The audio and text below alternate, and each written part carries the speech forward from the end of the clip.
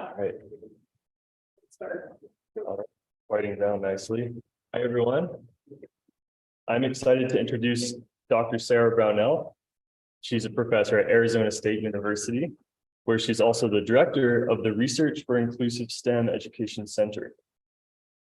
For her contributions in undergraduate education research, Dr. Brownell was elected to be an American Association for the Advancement in Science Fellow. She was also awarded the LGBTQ+ Educator of the Year by the National Organization for Gay and Lesbian Scientists and Technical Professionals, and she has many other awards and honors.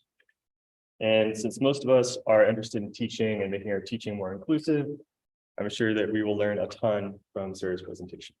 So I'm going to hand it over to Professor Sara Brownell. All right. Thank you all. Hopefully my multiple mics all work. So I'm excited for the invitation. Thank you so much. I'm excited to be here. I had some family issues that prevented me from giving this talk in the fall, so I'm happy that I was able to come today. So I'm going to talk about a lot, but first I wanted to get a real quick sense. Who here are undergrads? Who here are grad students? Okay, mostly grad students, faculty, postdocs. Okay, all right. So that gives me a good sense for kind of who my audience is. So if I'm gonna, yeah.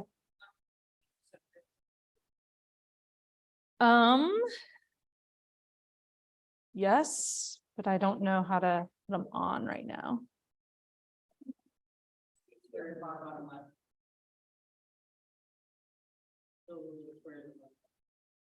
Gotcha. Does that work? Clicking it, I don't know. Any ideas? Any Zoom experts here? We should all be. If you put on more, this will show up. I have experimented with this. No. Not there. I think you have to do it through power. Okay. All right, so let's hold on one second. So while I'm figuring out technology, I want you all to go ahead and so I want you to think about what are the opportunities and challenges in your mind, just right off the bat, for students with anxiety, LGBTQ students, and students with disabilities in active learning. So to go ahead and get real loud in here as you're turning to folks next to you and brainstorming this. And if you're online, you can go ahead and add it to the chat while I figure out how to do this. Just under the view ribbon. Okay. Where is it? Maybe under view ribbon. Is there subtitles?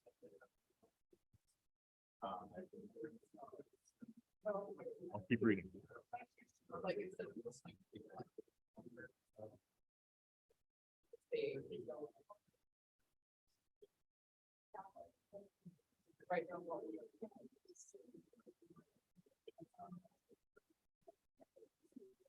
Playback tab. Check accessible.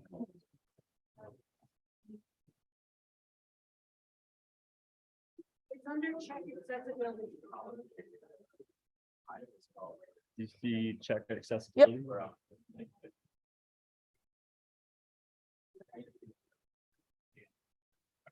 So nothing came up.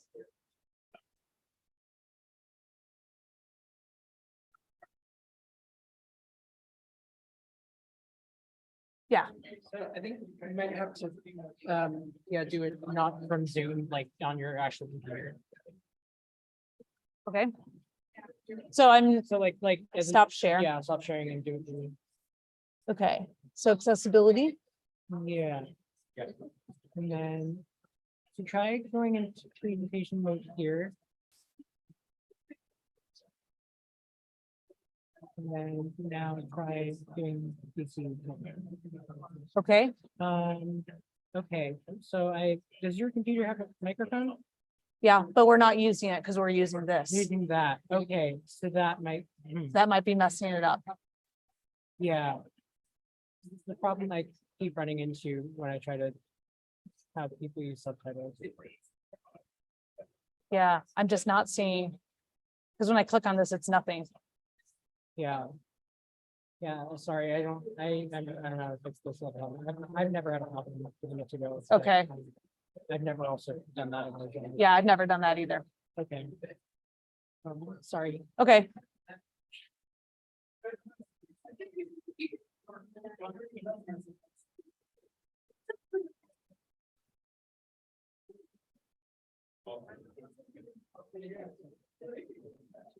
About 30 more seconds to finish up your discussions. Okay. So keep those in your mind as we go through this talk. I actually think what we just experienced is a really good example of some of the challenges of doing more kind of active learning and building in more technology into the space. We're trying to make so people don't have to be physically present in a classroom by doing Zoom, but yet it seems like some of the technology to be able to hear on Zoom, it doesn't work with adding the closed caption. So I apologize for that. Okay, so if I wanted you to walk away from this talk with just one thing in mind, is that if we want to create more inclusive, large enrollment, active learning undergraduate classrooms, we have to pay attention to who students are in their class, who students are, and what their experiences in the classroom actually are.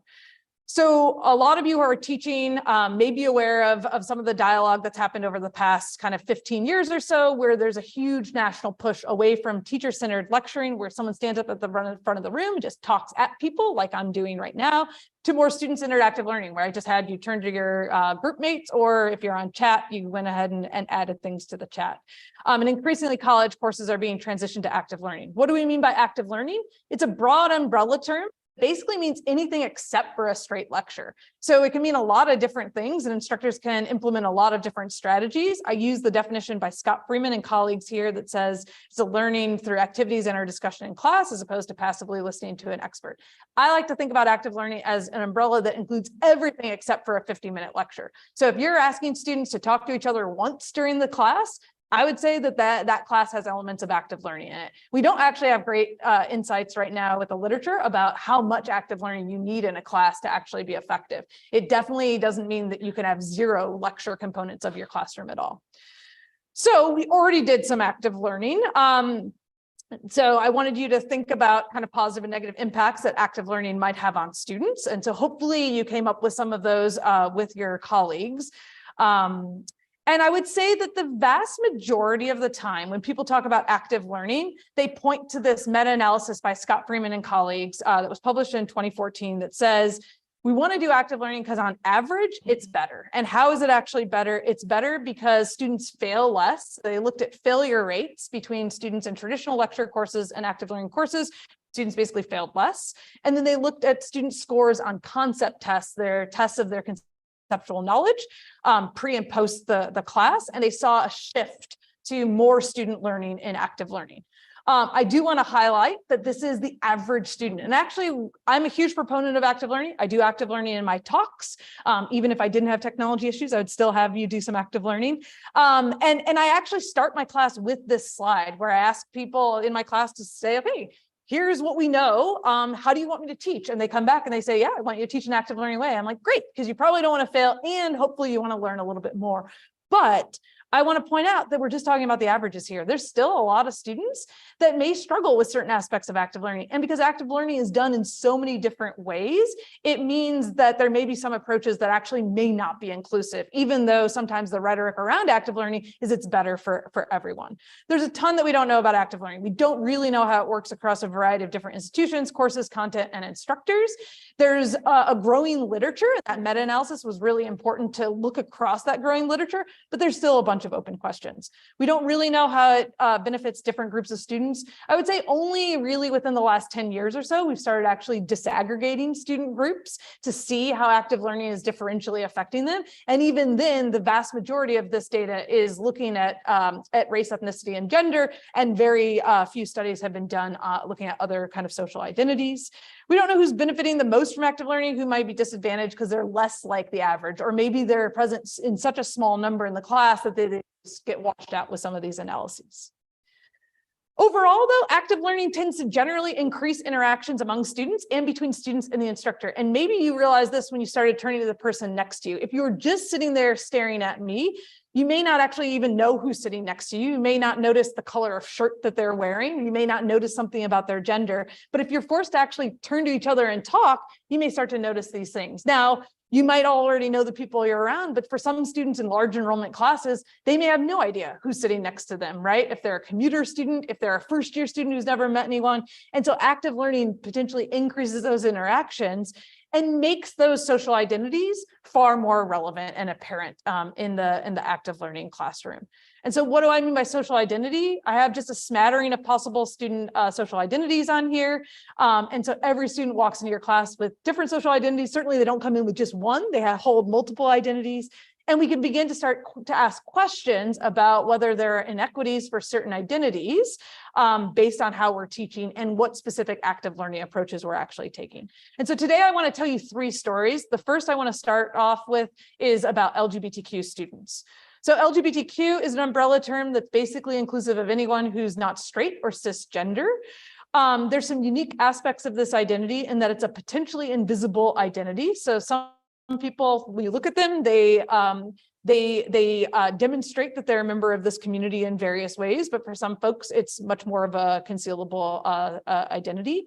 The awareness and saliency of this identity can change over time, and this is particularly relevant for college students because students might show up first year so that their application, if your institution even collects this information, may say one thing and they may feel something very differently in their 3rd year of college. It's a stigmatized identity, so certainly historically, but still very, very prevalently kind of stigmatized depending on your geographic area and your country and the world. But it's still considered it's still considered bad to assume someone's gay if they're actually straight, but it's not a problem at all to think someone's straight if they're actually gay, right? At the time we did the study, there was very little research done on this. So there's a handful of studies that have looked at persistence of LGBTQ students, and they're less likely to persist, so highlighting some degree of kind of underrepresentation, and students report broader discrimination in the larger science community. So we decided to set out and explore their experiences in active learning, going in with this guiding hypothesis that are these additional kind of social interactions in these classrooms affecting student experience for this minoritized, marginalized population. So we used a sample where we basically recruited students all from one class, so then they'd have some shared experiences, and we wanted to see how students of different identities would actually experience the class. We ended up with 7 participants, and you might say that's a really small number, and it is, but actually with the class size that we were looking at, which was about 200 students, and the kind of average percentage of LGBTQ students at that time, we probably got every single student in that class who identified that way. I will say that the numbers of LGBTQ students are changing in pretty drastic ways. I've been surveying students for the past 10 years, and we've gone from, on average, kind of 4 to 5% of students identify as LGBTQ to now, on average, it's like 15 to 20% of students. So there's lots of different reasons why, and I'm happy to chat about that. So we did 2 semi-structured interviews with these students. The first one just looked at their identity really broadly, and then we actually started uncovering some of these aspects related to active learning. And so we decided to dig in and actually do a second interview that specifically explored their experiences in active learning classes, trying to see if their experiences were actually different. And I'm going to basically report out some of the themes or the codes that I showed or that came out of these data. All of the names you'll see are all pseudonyms, so all identities are protected. So what did we actually find? So we found that increased interaction among students in active learning increased the relevance of their LGBTQ identities, but students overall did not feel comfortable revealing this identity. So Josephine, who identifies as gay, says, in traditional classes, a lot of people just show up and sit there. But before and after an active learning class, I feel like a lot more people talk with people around them. And I feel like that's because you form closer connections because you talk. You're required to. And then there can be these moments where you're basically confronted with a statement or a question that's either implying or questioning some sort of sexuality or gender construct that maybe doesn't apply to you or you disagree with. And then you have to make a decision like, what am I going to say? Right? So the student is highlighting a lot of what we consider the advantages of active learning, right? Students can get to know each other. They can build study partnerships, right? They can like ask someone if they had to miss class for the notes, but also it's revealing potential conversations that maybe that student is uncomfortable with. Students also worried about being negatively judged for their LGBTQ identity. So Alan, who identifies as gay, says the risks of coming out that I usually see are other students view me as less of a person, or they view me as not even their equal, not intelligent, not their intellectual equal, and they don't want to work on projects or anything with me by virtue of being gay, right? And this is really like depressing to hear, right? The student is worried about how other people are going to perceive them if they share this part of their identity that they consider a salient, important, authentic part of their identity. Broadly, these students felt like sharing this identity is just simply inappropriate, and largely because of the sexual connotations with this identity. So Margaret, who identifies as bisexual, says, I mentioned that I was bisexual to show that this identity matters to me. And another student was like, we don't need to know your dirty secrets, and we don't need to know your personal life. That was the first time I was like, really? I can't even mention this? I don't think he used the word abnormal, but he said like atypical, like we don't need to know about people who fall outside of the norms.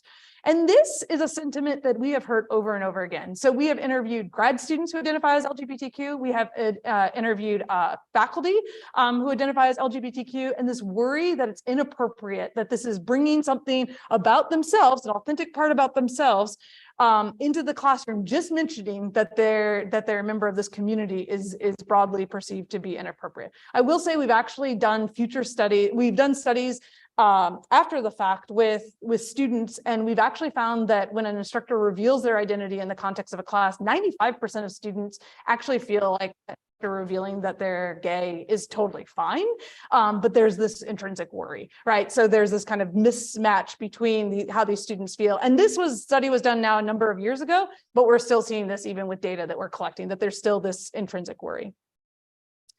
Now, we did find, even though these students didn't feel super comfortable revealing their identity in these active learning classes, that if they could reveal this identity and others responded positively, then it could actually benefit them. So Alan, who identifies as gay, says the benefit I can think of being out is working with other students regularly. It builds stronger friendships. Being out does make me feel closer to people. I feel like that leads to me having stronger debates or having more in-depth conversations. Pass, I think A is the answer, and I think A is the answer too.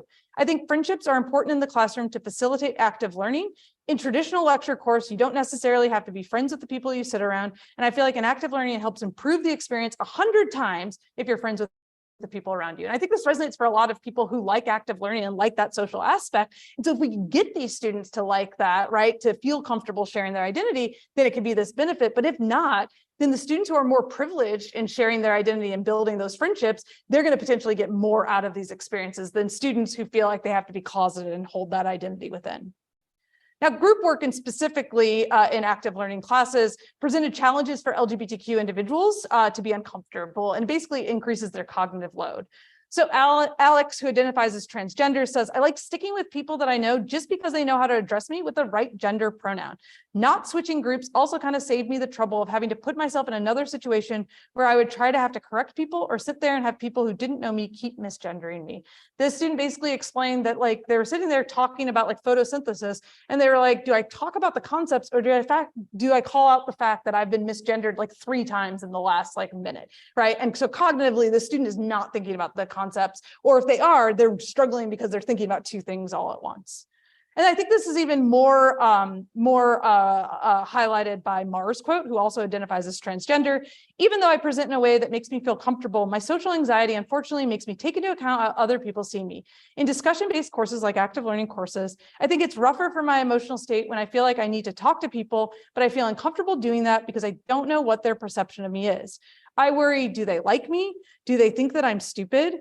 Am I trying too hard to let them know that I'm queer? Is that something that they're going to think is ridiculous? Are they one of those people that wants to know? And do I want those people to know? That's a lot going on inside the student's brain while we're asking them to think about really complicated, like evolutionary, like reasoning behind some kind of problem, right?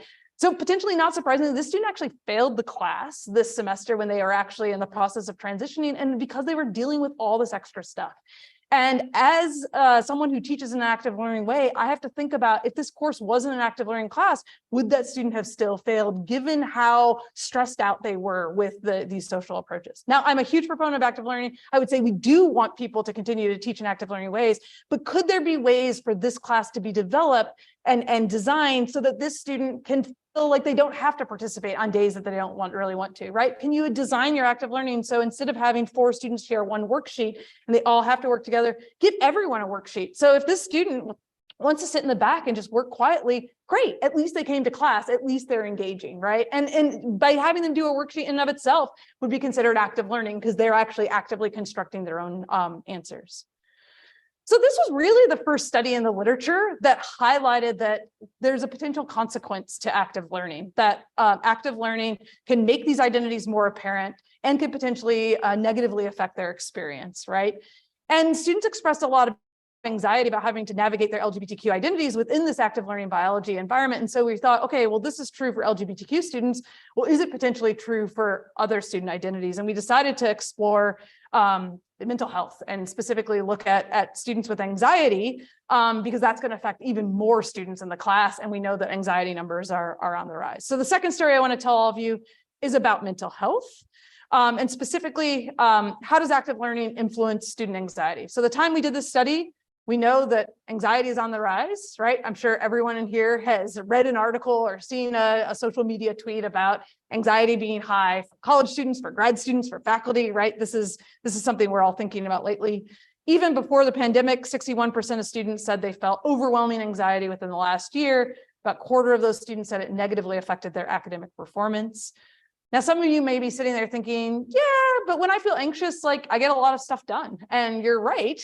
There's definitely a little bit of anxiety can be really good. So the Yerkes-Dotson law basically says that performance increases with mental arousal, like stress and anxiety, but only up to a moderate level, right? So a little bit of anxiety probably got you to the seminar, right? You're like, okay, is someone going to notice that I'm going to be here, right? Or do I need to get participation points or something like that, right? But up to a certain level, right, that can be really motivating. But once it gets too high, people just shut down, right? People don't do well. People actually start stressing out about the anxiety more than they're actually getting out of that actual experience. High levels of anxiety have been shown to negatively affect student motivation and performance, kind of across the board, or with whatever outcome you're looking at, high anxiety levels is bad. And then in the context specifically in biology, students with high anxiety levels are predicted to be less likely to persist in intro bio compared to students with low levels of anxiety. So what did we know about active learning and student anxiety? So we knew that active learning courses can increase student anxiety. We also knew that active learning courses can decrease student anxiety. And part of the problem is this umbrella term, right? What do we mean by active learning? Are we having everyone fill out a worksheet on their own? That's going to be less anxiety inducing than if I'm like cold calling students in a class, right? And so the practices actually matter. So we were really interested in kind of digging into why active learning could affect student anxiety and actually look at specific aspects of large enrollment active learning science courses and how that affects student anxiety. I want to call out this work in particular. I'm interested in high enrollment because when you have a 15 to 20 person class, it's a different environment, right? It's a really different environment for student anxiety, and that class size can actually affect students in different ways in terms of giving students opportunities for actually practice. There's this idea that like, if that you basically, it's called exposure therapy. If you do something multiple times, it starts to get less scary. Like I work in a building where there's snakes on the first floor. The first time I walked by the snake, it was terrible, terrifying. I like avoided the hallway. And then I've been in my position for almost 10 years now. Like I walk by the snakes and I'm like, oh, they're cute. Like there is no like, right. My anxiety associated with snakes have gone away. Right. And so you can do the same thing with student anxiety in the class. If you give them enough opportunities to have positive experiences. You can do that in a 10 person class. You can do that in a 20 person class. If you're talking about a class of 100 students, 200 students, 400 students, you just don't have enough opportunities to do that. And so that's why I really want to highlight that this work is focused on large enrollment. So we recruited students in large enrollment active learning biology courses at an institution in the Southwest. We conducted interviews with these students and basically asked them a bunch of questions about how anxiety was affecting their experiences. And again, I'm going to show some of the themes that came out of this, and all the names are pseudonyms. So when we interviewed students about active learning, they commonly discussed 3 practices, and some of these practices may be kind of familiar to you if you use active learning. Clicker questions. So can I get a raise of hands? Are people familiar with the term clicker questions? Okay, most people, so you have clicker little devices typically, right, where students, or you can use your phones, students answer a multiple choice question. The instructors can choose whether or not to show the histogram of student responses. I love it because immediately you can get a snapshot of student understanding in the class. And there's different kind of tricks to doing that. They typically talked about group work, and we're defining this as anytime you ask someone to turn to each other and talk to each other. It can be formalized groups of these 4 people are working together, or it could just be like turn to your neighbor, either one. And then they talked about cold call or random call. And so we're basically describing this as any involuntary student participation. So instructors either pointing at students to share out, or if instructors know students' names, calling out their names, or actually using a randomized class list and calling out students' names by that. So students are not choosing to raise their hand and answer the question.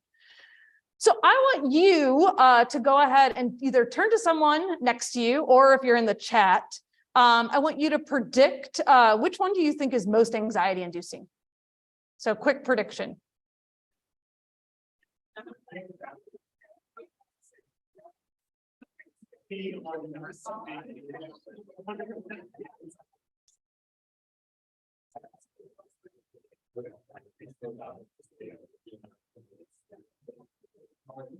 Okay. So let's go ahead and come back together. Yeah.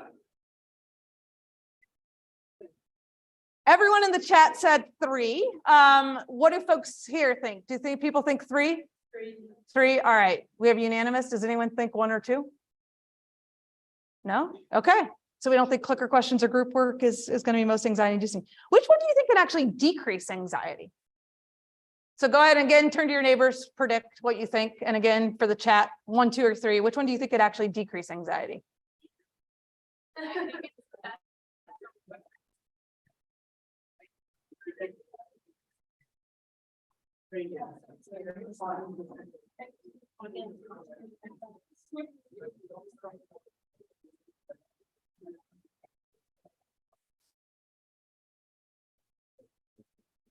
All right, so let's go ahead and come back together again.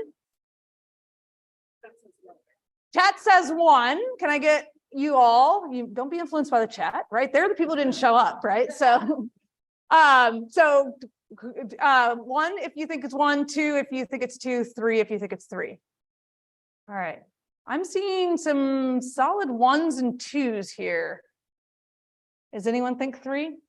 We don't think that that's going to decrease anxiety. All right, so take your predictions, and I want to show you kind of what we found. So active learning, not surprisingly, actually based on what had been previously published, seems to provide students with opportunities to compare their knowledge with others, which can either increase or decrease anxiety. And so someone I heard mention, I think it just depends on how it's done, and absolutely, right? And I think that that is one of my biggest take homes from this. It's not as simple as just doing active learning or traditional lecture. It all depends on how you do it. And it's not even as simple as I do clicker questions or I do group work. How are you actually doing it? What are the hundreds of decisions that you're making around this activity? And how is that actually influencing students, right? So if students realize other students struggle too, that decreases their anxiety. They're like, hey, we're in the same boat. We're both confused. Anne says, when I'm having trouble with content, it's like, it's probably because I'm stupid and don't understand. But then talking with other students helps me realize, okay, everyone else is struggling with the same concept, or someone else has the same question. So I think it probably helps with more dense concepts and subjects that are just complicated. It kind of helps students relate to other students as well, right? A lot of students that we talk to feel like they're the only one that doesn't know something, right? And this shared experience of being like, hey, look at that histogram, like 30% of the class doesn't understand this, right? That can be actually really motivating for students. But if they realize they know less than students in the class, if they're that 30% that didn't get it right, and there's like 70% of students that didn't get it right, then that can actually increase their anxiety, right? So Lindsay says, I feel anxious when everyone else understands the concept and I don't.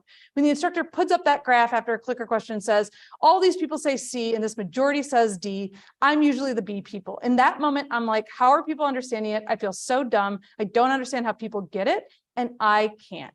And this quote, this single quote totally changed the way I do some of my instructional practice, because I used to always be like, hey, look, like 90% of you got it right, like 95% of you got it right. That is awesome. I didn't think about how those students in that like 2% or 3% actually felt. And it started making me realize like, oh, like those distractors that you have in your clicker questions become really important. And you could actually be like, I understand why you might have answered C, and you probably missed just this one thing, but you're almost there, right? And like giving students that reassurance that they're not just totally off in left field. Students' relationships with others in their group can either increase or decrease their anxiety, right? So again, it's really dependent. So if students are comfortable with their partner, it decreases their anxiety. If you work with someone repeatedly, that is going to decrease your anxiety because it's not the first time you've ever worked with them. So Carly says, I feel less uncomfortable bouncing ideas off my friend in class because when you say something to someone, it's the first thing you've ever said to them, it makes a big impression or it feels that way. Whereas my friend has known me for a year, so I feel like even if I say something stupid, she still knows that I'm smart. Right? You probably all feel this the first time you're meeting with a professor, the first time you're meeting with a new colleague, that interaction is really stressful. Once you get to know that person, they have 100 other times of interacting with you to be able to counteract that one kind of stupid comment that you made, right?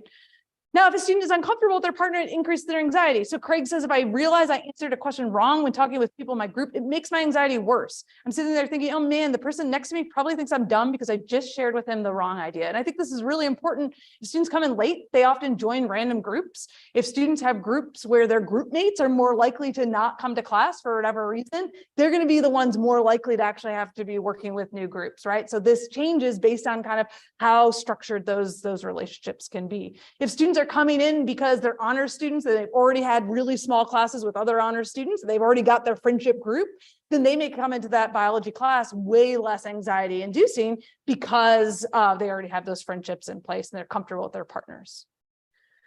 Now, digging down a little deeper, we found that fear of negative evaluation exclusively increased student anxiety. So fear of negative evaluation is basically the worry about being judged when you're in some kind of social situation. So it can be one-on-one, it can be a student talking in front of the entire class, right? Anytime someone else is there and can potentially judge you. So that's different than like test anxiety when you're like filling out a test, like that is not a social situation. So this is all about social situations. So Celeste says, that's what I'm afraid of when getting called on in front of the whole class, getting it completely wrong or not saying anything. If you don't know, you're that one person who seems stupid. That's what I feel like. Not knowing the answer makes me feel anxious, makes me feel like I'm the outcast, the stupid one. And this language of I'm the stupid one, I'm the dumb one, I have done hundreds of interviews at this point. My research group has done hundreds of interviews with students at this point, and that is a language that they consistently come back to, this worry about being the stupid one. Now, this is really prevalent in large enrollment classes. But it's also prevalent in whole class discussion, but it's also prevalent even in certain group work, right? And for some students, group work is anxiety inducing. For other students, it's just much less anxiety inducing. So there is kind of, everyone has a slightly different kind of basal level of anxiety. So Parker says, my anxiety during group work goes back to the central theme of being judged. Some things I'll share will keep me awake at night. It's like, oh, did I overshare? Did I not talk enough, right? Every time all of us mention something, say something in front of someone, we probably are like, we're second guessing it a little bit, like, all right, was that right? Like, you know, how do people feel? But for some of these students with anxiety, this is stuff that's lasting the entire class period. They spend the rest of the class period thinking about this. They spend the next week thinking about this. Some students actually said that they didn't come to class for a couple sessions because they were so worried about what people think, which they were like, I know is ridiculous. I know that people didn't remember that, but I just can't get that out of my head. It's just that they're ruminating over and over again with this.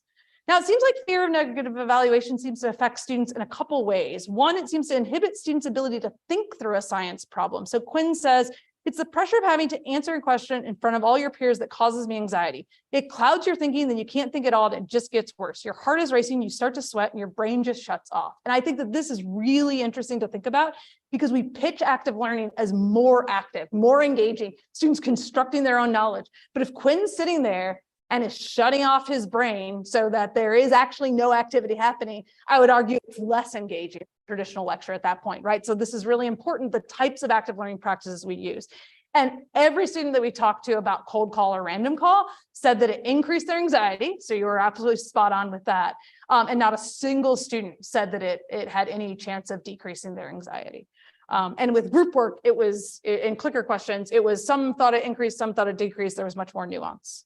Now, fear of negative evaluation seemed to also affect students in terms of inhibiting their ability to actually articulate their thoughts about science. So Serena says, being randomly called, that level of anxiety, it just throws me. When anticipating being called on by the instructor, I knew the answer in my head, but just being in that moment, being called on, I just wasn't able to put those thoughts into a clear, coherent sentence. It just made me feel bad and sick to my stomach.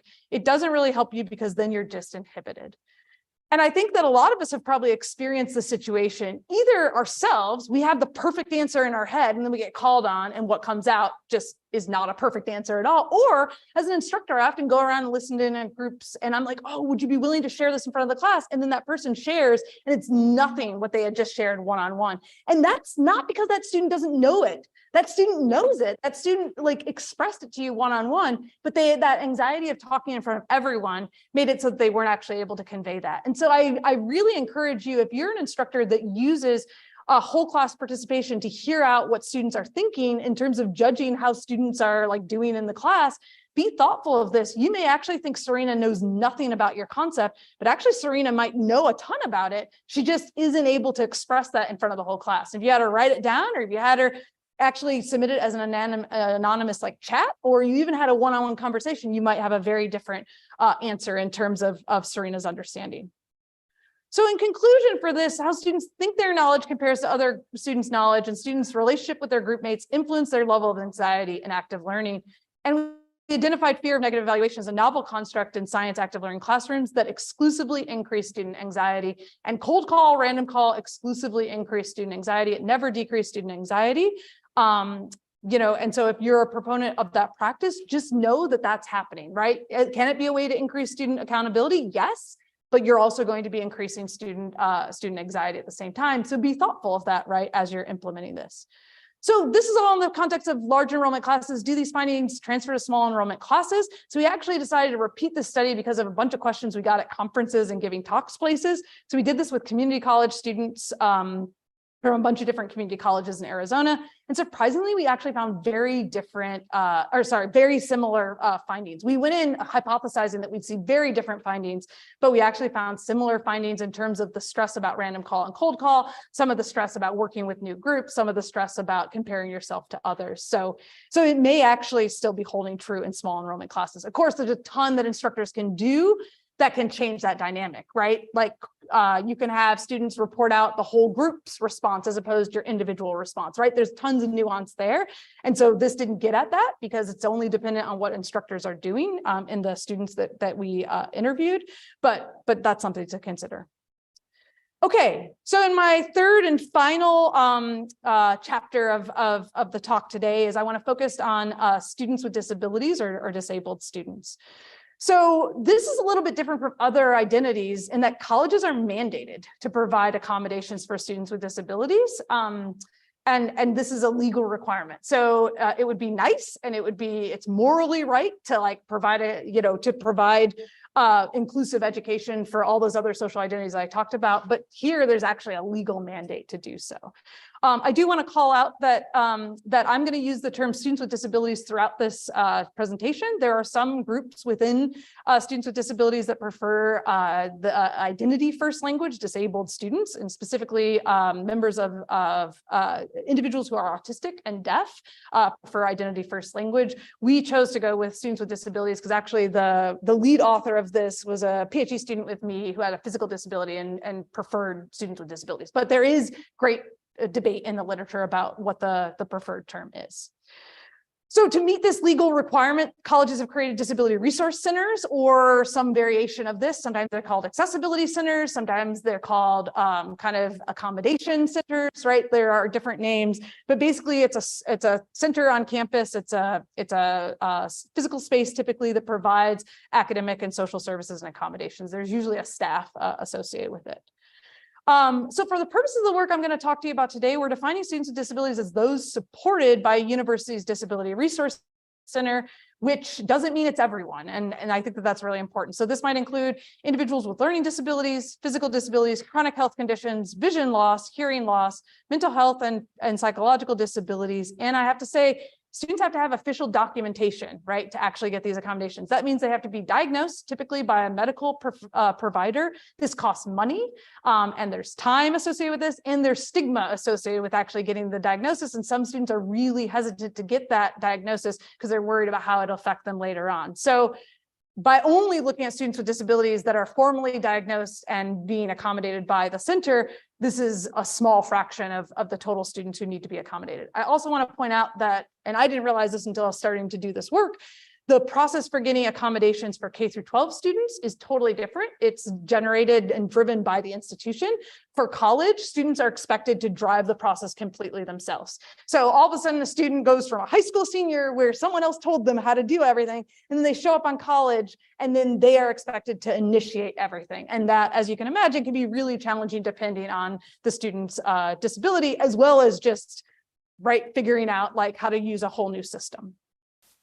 So we decided to take an approach for this study where instead of interviewing students, we decided to actually interview directors of disability resource centers, because these directors are working with thousands of students with disabilities. And we did this nationally. We wanted to get folks across the country.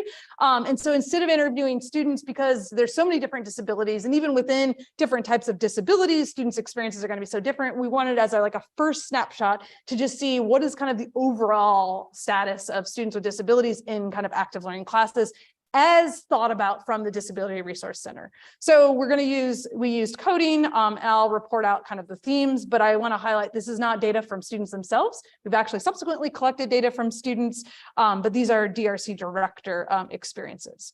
So the first question we had was, to what extent do DRC directors perceive that students with disabilities encounter challenges in active learning science courses? So I want you to turn to your neighbor just real quick, and I want you to predict, like, do you think that they think that there are challenges, there are no challenges? And I'm actually going to have you report out 1 is challenges, 2 are no challenges. And on the chat, if you want to go ahead and write in 1 is no challenges, 2 are challenges. Do they think that this is even a problem? Yeah.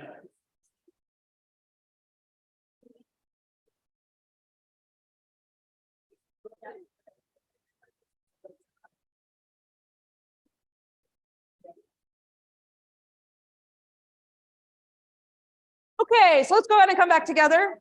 I want to just see your responses. So 1 for challenges, 2 for you think that they think that there's no challenges. Do you think Disability Resource Center directors think that there's challenges for students with disabilities in active learning? All right, I'm seeing a lot of 1s. Okay, is that what the chat thinks too? Okay, so we have a little bit of a mix. So to answer this question, we were first like, do they even know what active learning is, right? Is this like a jargony term that they actually know? And we were actually really, because we were like, okay, maybe they don't even know what active learning is. And so like, how do they think that there's challenges specific to it? But actually 100% of the directors had heard of either the term active learning, or when we started describing some of the active learning practices, they were like, oh yeah, we have a lot of our instructors that are doing those practices. And when they were asked whether they had experienced any challenges for students with disabilities with active learning, every single director could come up with at least 1 instance, many more that we had to kind of just shut them off on the interview at a certain point, about how active learning presented a unique challenge for students with disabilities. So I want you to go ahead and turn to your neighbor about just kind of a quick minute. Think about the different components of active learning that we've talked about so far. Small group work, clicker questions, cold call, random call. Also, a lot of active learning courses have required participation or attendance to try to get people there. And then there's some kind of like online activities for like outside of class work. So I want you to think about the components of active learning, think about some of the types of disabilities, and think about what might be some of these novel challenges that folks came up with. And you can even use your own experiences or, or things that you've heard from others. So go ahead and turn to your neighbor, kind of brainstorm what you think might be challenges. And if you're in the chat, go ahead and add it.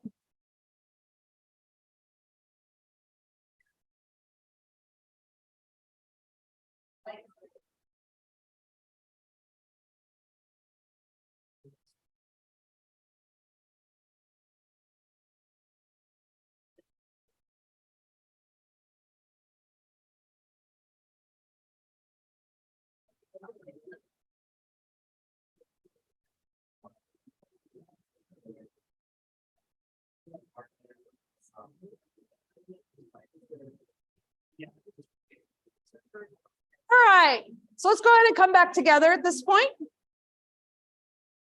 So I'm going to go through some of the challenges that the DRC directors came up with. So they said with small group work, students with learning disabilities, students with mental health, psychological disabilities tended to have a difficult time engaging with their groups, sharing their ideas. If people had a really high social anxiety, that was problematic, building off of the previous study. If students had really bad depression days, like actually like engaging fully in the activity was hard. They also talked about how for some students with autism, that group work can be really challenging for them, and some of the accommodations that they would come up up with were kind of more individualized group tasks at certain points. I also want to highlight, and this was something that I wasn't quite aware of, although I should have been.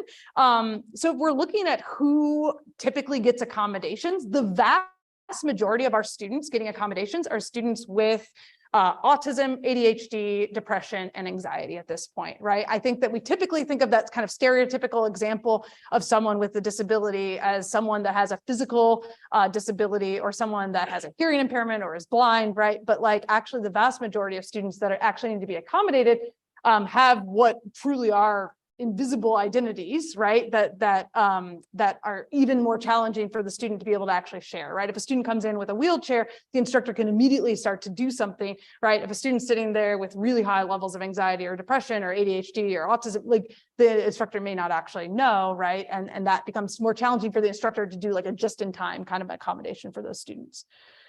And then some students who are deaf or hard of hearing can have a difficult time hearing in group discussions, particularly in large lecture halls, right? So when everyone starts talking, there's kind of echo and how do you do that? And even if they have interpreters, it's sometimes hard to like, even for the interpreter to hear other students in the group if you're kind of shouting exactly as you all are kind of over multiple chairs. There are challenges with clicker questions. So students with learning disabilities are not always provided with enough time to process the question. So clicker questions can be awesome, but it's set up so everyone gets the same amount of time, right? And so you can, as an instructor, extend that time, but then are you losing most of the students in the class? So then they're off talking about what they're doing on the weekend, and then it's much harder to get them back. There's no kind of great way to handle that. Students with vision loss can struggle to see clicker questions that instructors typically post, and fine motor or physical disabilities can actually struggle using the devices, right, depending on that day. Challenges with cold call or random call, processing time, right? Can you process it given the time constraints? Like if you ask that student that question so they had 5 minutes to think about it as opposed to 5 seconds, would you get a very different answer, right? And again, given the fact that often these learning disabilities are invisible, would the instructor in real time know even who in the class, in a large enrollment class, has this disability, right? Probably actually not. Students with learning disabilities may have difficulty focusing during class. When asked to share out, may not be prepared to share an answer. And similar to what we talked about with anxiety, they may have difficulties when asked to share their ideas with the whole class. They might have lots of anxiety, fear, or dread. And then attendance is challenging, right? So if you have chronic health conditions, that can be hard to get you to class, right? If you have physical disabilities, that can be a challenge. Mental health or psychological disabilities, that can be a challenge for attendance, right? And so do you not get your full credit, right, by not attending? And then the flip side, so I think a lot of people are like, okay, well, we can make attendance not required, but then there's actually some students with disabilities, specifically with ADHD, that have highlighted specifically that it's good for them to be forced to come to class. So again, like one size doesn't fit all here. And then there's challenges with online activities. Students with vision loss may not, are deaf or hard of hearing students may not have access to online content. I think this lecture is a really great example of this, right? Like we're trying to do a bunch of different technologies and then we can't have closed captions, right? Like, and this was something that we probably should have thought about beforehand, but we didn't, right? We should have thought about beforehand, not we probably. And instructor videos are often not captioned, right? People are doing things last minute, right? They're doing things like, maybe it's actually good in that it's just in time teaching. They're trying to do something based on today's lesson for the next day. They want to make a quick video, but who captions this? If it takes a 2-week lead time to get someone else to go through and like do certain types of captioning, right? And there are automated ways, but then sometimes the automated ways are just not accurate enough, right? So given all these problems, they knew about active learning, they knew that all these challenges exist. I want you to turn to your neighbor again, and I want you to say, okay, so what accommodations are currently being provided for students with disabilities in active learning, right? So given the fact that there are all these challenges and these directors know about it, you know, so what accommodations are actually kind of being provided and what are kind of standard accommodations? So go ahead and turn to your neighbor real quick, kind of brainstorm some ideas.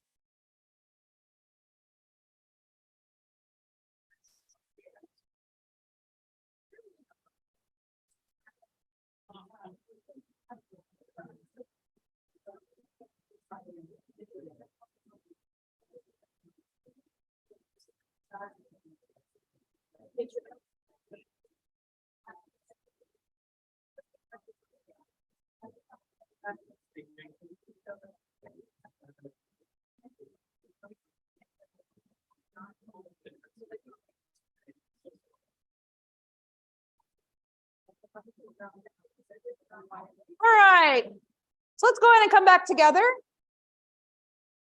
So you're probably thinking they know about active learning. They know about all these problems. So they must have like just like buckets of possible accommodations and, you know, lessons learned, and they have all these things kind of all nicely organized. So we asked them, you know, what accommodations you have in place for students with disabilities and active learning. They had none.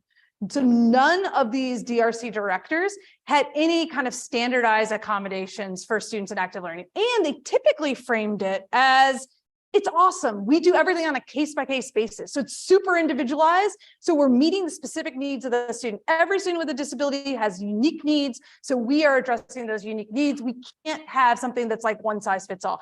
And I completely agree with that in theory and as an ideal, but the reality is we can't do that. There are far too many students with disabilities. There are not enough resources, and these disability resource centers are typically like highly understaffed. So what this actually means is that most students with disabilities in active learning classes are getting nothing. Those students are getting the standard accommodations as usual. They're getting extended test time on exams.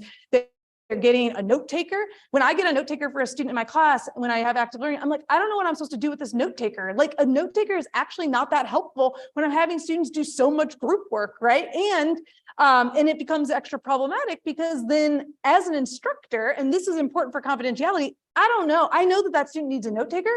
I don't know what their disability is. And it's important that I don't know what their disability is, but I can't even start to brainstorm what would be a possible better accommodation because all I know is that they need a note taker. So is it that they have trouble focusing? Is it that they have trouble actually writing like stuff on their own? Is it that they have trouble with processing time? Like all of this is a different possible approach. And depending on what I'm doing, I would want to implement different strategies for that student. But the reality is that these DRCs, they know about active learning, they know about all these challenges, but they don't know about all the nuances of what instructors are doing. So as a result, they're just giving students the standard laundry list of standard accommodations that are useful and that have been designed for traditional lecture classes.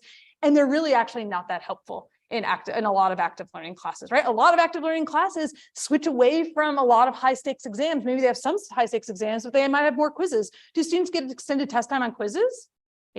Maybe not, right? Like it depends. And if you have those case-by-case basis questions, what it often means is that students are in like week 5, week 6 of the quarter, which for quarters, that's huge, right? When they're actually figuring out like what they actually need. And at that point, is it too far gone, right? Have they already like lost so much information and have not fully maximized the class, right? So in terms of steps that we think can be taken to enhance the experiences, I think instructors can be transparent about what specific active learning practices they use and share this information with DRCs and students to help provide kind of appropriate accommodations. I would love for more crosstalk to happen in terms of instructors saying, I don't just teach this course with the standard like syllabus and the standard blurb and the thing. These are the different active learning approaches I do. And this is kind of my philosophy. And through that, can students with disabilities better advocate for themselves when they meet with the DRC as far as what they potentially need? And can I then communicate as an instructor with the DRC? At this point, at my institution, there is no communication. I've tried to actually email the DRC and say, here's what I do in my class. Can we start keeping track of this? I teach the same way every year. And they basically say, there's multiple people who teach that class. It's too confusing for us. We don't have the staff to be able to do it. Other institutions are different. Other institutions actually have stuff in place. I don't know what you all have. If proactive accommodations are not possible, I would hope that the DRCs and instructors can try to respond quickly during the term to support students.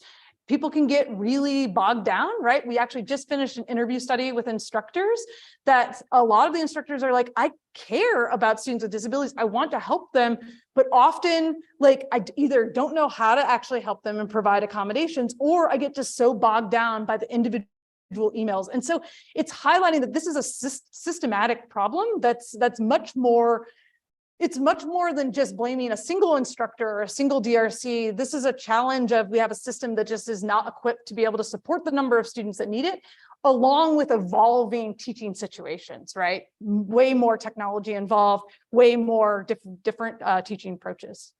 Instructors can try to proactively design their courses using universal design for learning to be inclusive of students with disabilities, but there are a little bit of challenges with that. So some instructors are like, I'm going to give all my students 3 days to finish an exam because that's way more than the amount of time that they would need, thinking that they've built in universal design. But actually often then when the DRCs read that, they're like, well, this student gets double time. So this student actually gets 6 days to finish the exam, right? And so it's like that still doesn't meet the problem of trying to get rid of more one-on-one individualized kind of communication and instead give everyone something. And if we can, in some ways, standardize learning, active learning accommodations that could be shared, that would be amazing. Taking the lessons learned that we even just learned from just interviewing these DRC directors and sharing that out with folks, can that be a step in the right direction? And I'm actually part of a group right now that's trying to get stakeholders in the room, instructors, students with disabilities, and disability resource centers, as well as administrators who are often making some of the financial decisions about this stuff, and try to figure out, can we start to create new sets of standard accommodations that students with disabilities could get at the onset of the course? And then, yeah, 3 weeks into the course, if we need to tweak something, great, let's tweak it. But then at least they get to start off with that thing, right? If I'm always going to have student involvement in some way and participation, then there can be some kind of standard accommodation for that. So in summary with this, student identities may be more apparent in active learning classes when we ask students to work together. And student identities may be more relevant when we change the context of teaching from strictly listening to a lecture to active engagement with different technologies and social interactions. And I would encourage you to think about the experiences of students in the minority may not reflect the average experience of students in active learning. And so should we stop teaching in an active learning way? Absolutely not. My big take home from this is no, I think we should continue to teach in active learning ways. I'm a huge proponent of active learning. Hopefully this seminar was more engaging by actually implementing elements of active learning in that. We just need to be more thoughtful about how to adapt it for our students, right? And we need to be thoughtful of who our students are, and our students are coming in with lots of different identities. So how do we actually need to navigate that? Okay, so with that, I will take a couple questions before we have to end at 15.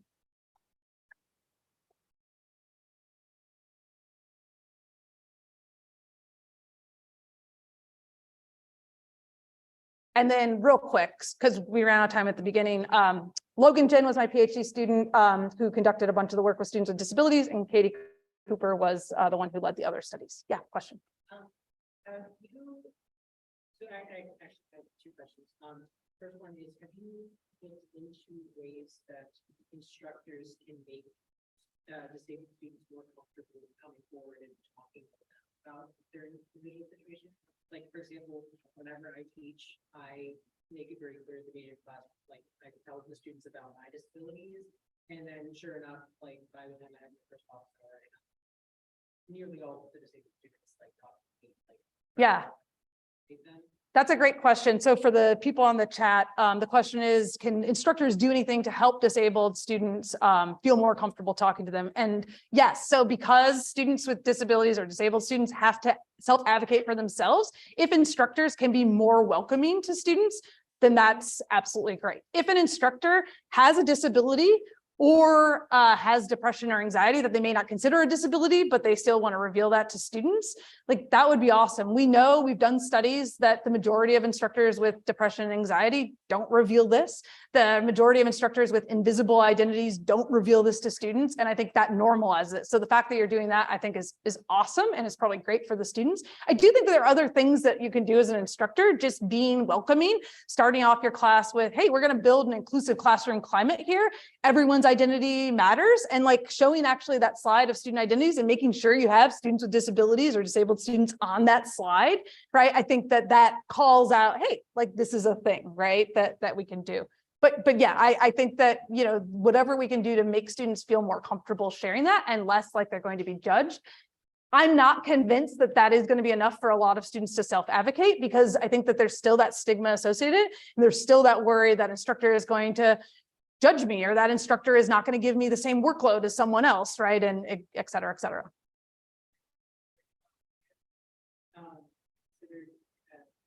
Consider looking into specifically like neurodivergent students, and done anything?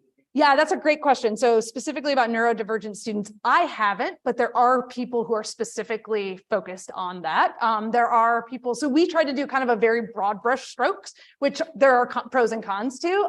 But yeah, so there are some groups that are specifically looking at, I know there are some groups who have specifically looked at deaf and hard of hearing students in the context of undergraduate research experiences. I know there's some studies specifically looking at ADHD students. I know that there has been some discussion about neurodiverse students. I don't know of those resources off the top of my head. I don't know if they're published yet. Other questions? Okay. Further questions, let's go after this, because some people are going to want to go into it.